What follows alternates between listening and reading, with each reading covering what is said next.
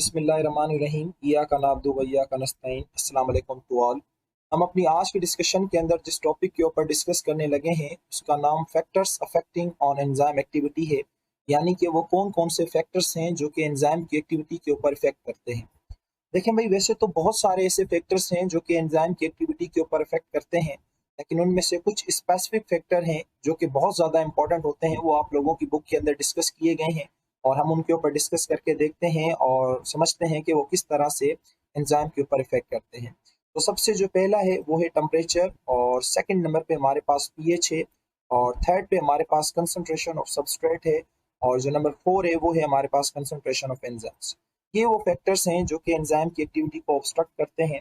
आओ हम बारी बारी समझते हैं। सबसे पहले हम देख लेते हैं कि जो टेम्परेचर है वो किस तरह से एंजाइम की एक्टिविटी के ऊपर इफेक्ट करता है। अच्छा देखें, इस ग्राफ के अंदर आपको ये बताया जा रहा है कि ये वाला जो पॉइंट है ये शो कर रहा है कि ये ह्यूमन बीइंग का ऑप्टिमम टेम्परेचर है। यानी कि 40 सेंटीग्रेड पे हमारे जो एंजाइम्स हैं वो इजीली क्या करते हैं, काम करते हैं, अपना रिएक्शन परफॉर्म करते हैं। लेकिन इनिशियली अगर आप एक पॉइंट नोट करें तो देखें, टेम्परेचर इंक्रीज करने से रेट ऑफ रिएक्शन क्या हो रहा है, इंक्रीज हो रहा है, लेकिन एक लिमिट तक। यानी कि जब आप 0 पे थे तो आपका रिएक्शन थोड़ा सा डाउन था।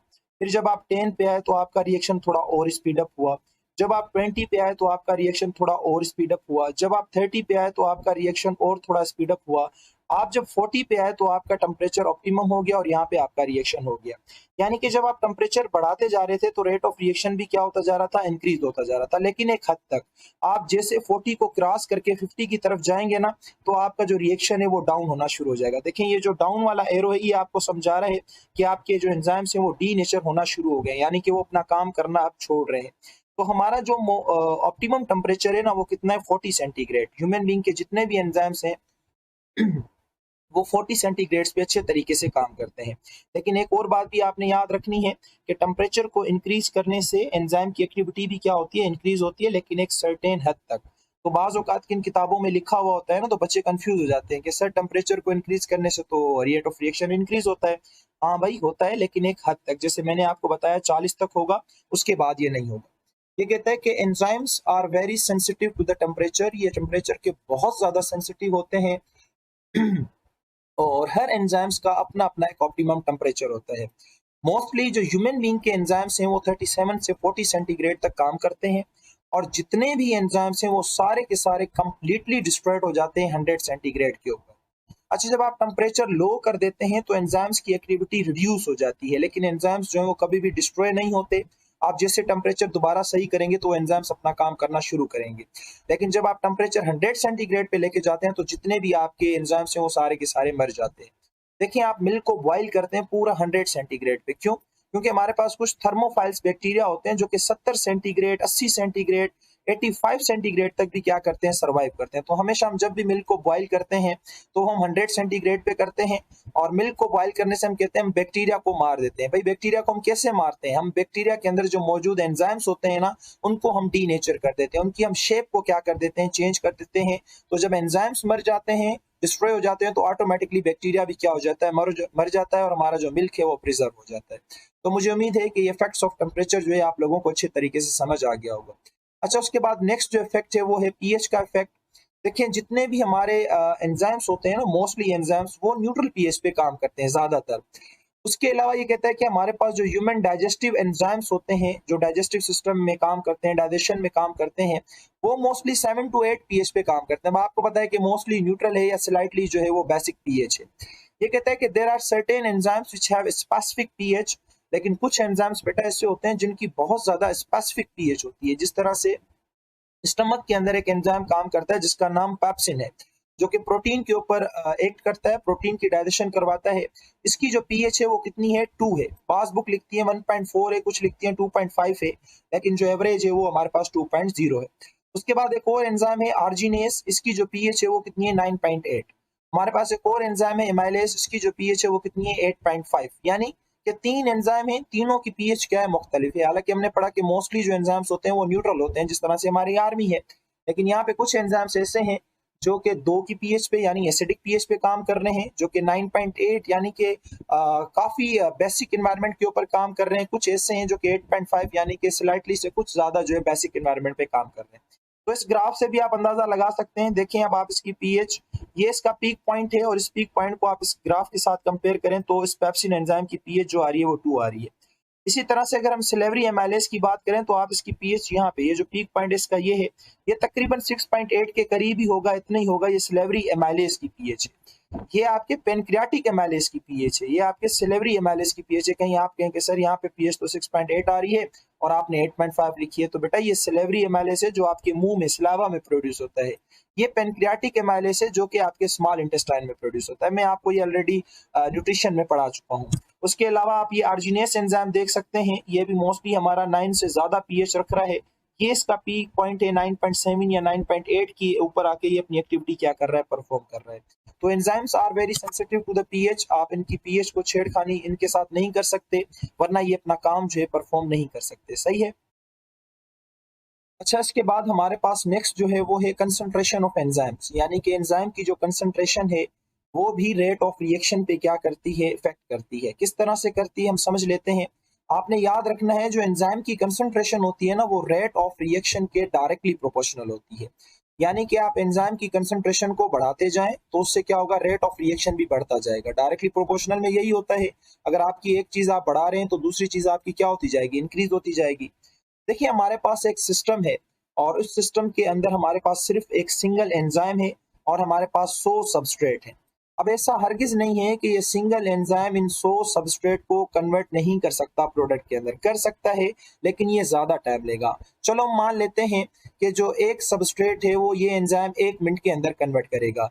तो यानी कि ये आपके जो 100 सबस्ट्रेट हैं, ये एक एंजाइम ये 100 मिनट में आपको प्रोडक्ट में कन्वर्ट कर देगा, करके देगा। लेकिन आप चाहते हैं कि नहीं, ये जो 100 मिनटों वाला काम है ये 1 मिनट में होना चाहिए, तो ये कैसे पॉसिबल होगा।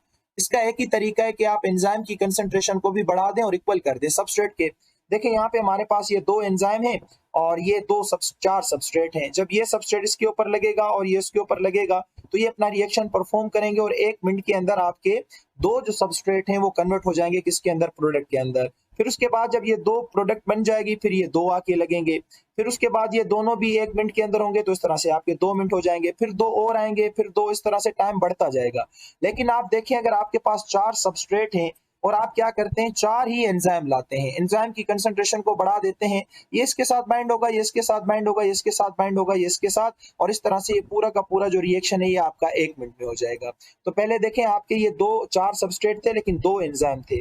अब ये काम आपका 2 मिनट ले रहा था क्योंकि 1 मिनट आपके ये 2 सबस्ट्रेट प्रोडक्ट में कन्वर्ट होने में लग रहे थे। उसके बाद जब ये प्रोडक्ट में कन्वर्ट हो जाते हैं तो फिर ये 2 आके लग जाते हैं, फिर 1 मिनट इनके लिए लग जाता है, तो टोटल हो गए 2 मिनट। लेकिन आप चाहते हैं नहीं कि ये काम बहुत जल्दी हो, तो इसके लिए आप क्या करते हैं, एंजाइम की कंसंट्रेशन को बढ़ा देते हैं। जैसे यहाँ पे देखें मैंने 2 और एंजाइम की कंसंट्रेशन को बढ़ा दी, तो जितने भी आपके सबस्ट्रेट होंगे वो अपने अपने एंजाइम्स के साथ सेचुरेट हो जाएंगे, लग जाएंगे, और सारे एक ही टाइम में आपको जो है वो प्रोडक्ट बना के दे देंगे। पूरा काम ये 1 मिनट में हो जाएगा। सेम इस तरीके से अगर यहाँ पे आपके पास 100 सबस्ट्रेट होते तो आप यहाँ पे 100 एंजाइम कर देते, आप एंजाइम की कंसंट्रेशन को बढ़ा देते, तो वही रिएक्शन जो पहले 100 मिनटों में हो रहा था एक एंजाइम की वजह से, आपने एंजाइम की कंसंट्रेशन को बढ़ा दिया, वही आपका 100 मिनटों वाला काम 1 मिनट के अंदर हो रहा है। तो इस तरह से जो एंजाइम की कंसंट्रेशन है वो भी रेट ऑफ रिएक्शन पे क्या करती है, इफेक्ट करती है। ये कहता है by increase concentration of enzymes the number of active site become increase. जाहिर सी बात है आप एंजाइम को बढ़ाएंगे तो एक्टिव साइट भी बढ़ जाएगी। And the rate of conversion of substrate into product, जो सबस्ट्रेट प्रोडक्ट में कन्वर्ट हो रही है वो भी क्या हो जाएगी, इंक्रीज हो जाएगी। This effect continue till all the enzymes become saturate with substrate। ये इफेक्ट कंटिन्यू रहेगा जब तक सारे एंजाइम्स अपनी एक्टिव साइट के साथ एंजाइम के साथ सेचुरेट नहीं हो जाते। उसके बाद there will no any enzymatic reaction. अब ऐसा भी नहीं है कि आपने यहाँ पे 100 एंजाइम लगा दिए, 100 सबस्ट्रेट, और 100 एंजाइम की जगह आपको कि नहीं मैं 150 एंजाइम लगा देता हूँ, ये रिएक्शन में और भी ज्यादा जल्दी करूँ, तो ऐसा तो भाई हरगिज भी नहीं होगा। जितने सबस्ट्रेट होंगे उतने ही आपको क्या बढ़ाने हैं, एंजाइम बढ़ाने हैं। सही है। तो मुझे उम्मीद है कि कंसंट्रेशन ऑफ एंजाइम्स वाला जो टॉपिक है ये आप लोगों को समझ आ गया होगा। अच्छा, उसके बाद हमारे पास नेक्स्ट जो है वो है कंसंट्रेशन ऑफ सबस्ट्रेट। अब ये उसका बिल्कुल अपोजिट है, यानी कि अब आपके पास एंजाइम बहुत सारे हैं लेकिन आपके पास सबस्ट्रेट क्या है, कम है। तो जाहिर सी बात है अब आप क्या कर रहे हो, पहले 2 सबस्ट्रेट ला रहे हो, इसके लिए थोड़ा सा टाइम लग रहा है, फिर उसके बाद आप 2 सबस्ट्रेट ला रहे हो, फिर उसके लिए थोड़ा सा टाइम लग रहा है। तो क्यों ना आपके पास अगर 4 एंजाइम है तो आप सबस्ट्रेट की कंसंट्रेशन को भी क्या कर दें, इंक्रीज कर दें। तो यहाँ पे देखें अगर आपके पास 2 सबस्ट्रेट हैं और 4 एंजाइम हैं और 2 पहले आपने दिए, इसके लिए 1 मिनट लग गया, 2 फिर आप बाद में दे रहे हो उसके लिए फिर आपका दूसरा मिनट लग गया, यानी 2 मिनट लग गए। लेकिन यहाँ पे अगर आपके पास 4 एंजाइम है तो आप सबस्ट्रेट भी 4 कर दें, आप सबस्ट्रेट की कंसंट्रेशन को भी बढ़ा दें। जब आप सबस्ट्रेट की कंसंट्रेशन को बढ़ा देंगे तो हर सबस्ट्रेट जाके अपने एंजाइम के साथ लगेगा और एक ही टाइम में ये रिएक्शन क्या हो जाएगा, कैटालाइज हो जाएगा, और इस तरह से आपका टाइम भी कंज्यूम हो जाएगा और रेट ऑफ रिएक्शन भी बढ़ जाएगा। तो ये कहता है the rate of reaction increase with the increase in the concentration of substrate. आपका जो रेट ऑफ रिएक्शन है वो बढ़ जाएगा जब आप कंसंट्रेशन किसकी बढ़ा देंगे, सबस्ट्रेट की। लेकिन एक हद तक ऐसा नहीं है कि आपके पास 4 एंजाइम थे और आपने क्या कर दिया, 5 सबस्ट्रेट कर दिए, कोई फर्क नहीं पड़ेगा। जितने एंजाइम है आपने उतने ही क्या सबस्ट्रेट की कंसंट्रेशन को क्या करना है, इंक्रीज करना है। तो मैंने यहाँ पे लिख दिया है until the available enzymes become saturate with substrate, तब तक बढ़ाते जाएं जब तक सारे एंजाइम्स क्या नहीं हो जाते, सेचुरेट नहीं हो जाते। amount of substrate is directly proportional to the amount of enzymes at a certain level। देखें यहाँ पे मैंने लिख दिया है, वैसा नहीं है कि आपके पास 4 एंजाइम है और आप 5 सबस्ट्रेट कर दें, कहें कि सर ने कहा था रिएक्शन फास्ट हो जाएगा, ऐसा नहीं है। जितने एंजाइम है आप उतनी कंसंट्रेशन को क्या कर दें, सबस्ट्रेट को इंक्रीज कर दें, तो आपका रिएक्शन भी क्या हो जाएगा, इंक्रीज हो जाएगा। अगर आप ऐसा करते हैं कि 4 एंजाइम है, आप 8 जो है सबस्ट्रेट लाते हैं, तो उसके ऊपर कोई जो है सबस्ट्रेट की कंसंट्रेशन के ऊपर कोई इफेक्ट नहीं आएगा। जब तक ये 4 एंजाइम ये चारों सबस्ट्रेट को कन्वर्ट नहीं करते तब तक ये दूसरे 4 भी नहीं आ सकते। सही है, तो मुझे उम्मीद है कि कंसंट्रेशन ऑफ सबस्ट्रेट भी जो है ये आप लोगों को अच्छे तरीके से समझ आ गया होगा। उसके बाद 2 छोटे से और हमारे पास फैक्टर हैं जो कि आपकी न्यू बुक के अंदर तो ऐड नहीं है, लेकिन ओल्ड बुक के अंदर ये मौजूद हैं, तो मैं चाहता हूँ कि ये भी मैं आप लोगों को समझा दूँ क्योंकि ये इंपॉर्टेंट है। देखिए, आपको पता है कि वाटर का भी इफेक्ट होता है एंजाइम की एक्टिविटी के ऊपर। आपने सीड लगाया, आपने बीज लगाया जमीन के अंदर, ये जमीन है इसमें आपने बीज लगाया, अब इस बीज की जर्मिनेशन होगी, यहाँ से शूट रूट्स निकलेंगी। अच्छा, आप इसको पानी क्यों देते हो जब इसके अंदर एंजाइम मौजूद है, भले वो अपना रिएक्शन करें, एंजाइम से ना केमिकल रिएक्शन बढ़ाते हैं, तो आप इसको पानी क्यों देते हैं, क्योंकि वाटर का एक इंपॉर्टेंट रोल होता है। वाटर काम करता है ग्रोथ एक्टिवेटर्स की तरह। जैसे आप इसको पानी देते हैं तो ये क्या करता है, डीएनए को स्टिमुलेट करता है और डीएनए से कहता है कि आप आरएनए बनाएं। फिर आरएनए आपका क्या करेगा, एंजाइम्स बनाना शुरू करेगा। आरएनए खैर प्रोटीन बनाएगा और हमारे जो एंजाइम्स हैं वो किसके बने हुए हैं, प्रोटीन के, और उस प्रोटीनियस एंजाइम का नाम क्या है, एमाइलेज। ये क्या करेगा, इस बीज के अंदर जो स्टार्च स्टोर है ना, जो ग्लूकोज स्टोर है, जो हमने ग्लूकोज स्टोर किया हुआ है प्लांट में, स्टार्च की फॉर्म में होता है, आपको पता है, ये उसको पहले तोड़ेगा माल्टोस में, फिर उसको तोड़ेगा किसमें, ग्लूकोज में, फिर ग्लूकोज को तोड़ के उससे क्या लेगा, एटीपी एनर्जी। फिर ये एनर्जी की मदद से ग्रोथ करेगा और इस तरह से इसकी रूट और शूट निकलना क्या हो जाएंगी, शुरू हो जाएंगी। तो देखें कितना इंपॉर्टेंट रोल जो है वो वाटर प्ले करता है। ये जाके डीएनए को स्टिमुलेट करता है, ग्रोथ एक्टिवेटर की तरह काम करता है। डीएनए आपका आरएनए बनाएगा और आरएनए का काम होता है प्रोटीन बनाना, और हमारे जितने भी एंजाइम्स हैं वो प्रोटीन के बने हुए। इस तरह से ये एक प्रोटीनियस एंजाइम है जिसका नाम क्या है, एमाइलेज। ये क्या करेगा, इस बीज के अंदर जो आपने ग्लूकोज जमा किया हुआ है स्टार्च की फॉर्म में, उसको पहले तोड़ेगा माल्टोज के अंदर जो कि एक डाइसैकराइड है, फिर इस माल्टोज को तोड़ेगा ग्लूकोज के अंदर, फिर इस ग्लूकोज से ये क्या करेगा, एनर्जी लेगा, इसकी ऑक्सीडेशन करेगा, इसको तोड़ेगा, इससे एनर्जी लेगा in the form of ATP. तो कहता है in germinating seed with the increase amount of water activates the enzymes and germinate become proceeds. तो ये कहता है कि जो जर्मिनेटिंग सीड होते हैं उसमें जितना वाटर इंक्रीज करते जाएंगे उतना जाके डीएनए को एक्टिवेट करेगा और उतना जो जर्मिनेशन का प्रोसेस है वो क्या होगा, प्रोसीड होगा। तो मुझे उम्मीद है कि वाटर का रोल भी आप लोगों को समझ आ गया होगा। अच्छा, उसके बाद इफेक्ट्स ऑफ रेडिएशन, क्या इफेक्ट होता है रेडिएशन का। हमारे पास जितने भी एंजाइम्स होते हैं ना, जब उनके ऊपर अल्ट्रावायलेट लाइट गिरती हैं, जैसे अल्फा रेज है, बीटा है, एक्स रेज है या गामा रेज है, तो ये हमारे एंजाइम्स को क्या कर देती है, इनएक्टिवेट कर देती है। क्यों, क्योंकि ये रेज जो है ना ये प्रोटीन की शेप को चेंज कर देती हैं, और आपको पता है हमारे एंजाइम्स किसके बने हुए हैं, प्रोटीन के बने हुए हैं। तो जब प्रोटीन की शेप चेंज होगी तो अंडरस्टूड बात है हमारे एंजाइम्स की शेप भी क्या हो जाएगी, चेंज हो जाएगी। जब एंजाइम्स की शेप चेंज हो जाती है ना तो उसके ऊपर सबस्ट्रेट काम नहीं कर पाता, तो जब सबस्ट्रेट नहीं लगेगा तो आपने की लॉक थ्योरी में पढ़ा था वो एंजाइम कभी भी एक्टिवेट नहीं होगा। तो मुझे उम्मीद है कि जितने भी मैंने इफेक्ट आप लोगों को पढ़ाए हैं ये आप लोगों को अच्छे तरीके से समझ आ गए होंगे। आप इनको पढ़ें, समझें अच्छे तरीके से। फिर भी जहां भी कंफ्यूजन होती है तो आप मुझसे कमेंट बॉक्स में आके पूछ सकते हैं। तब तक के लिए अल्लाह हाफिज, अपना बहुत सारा ख्याल रखिए।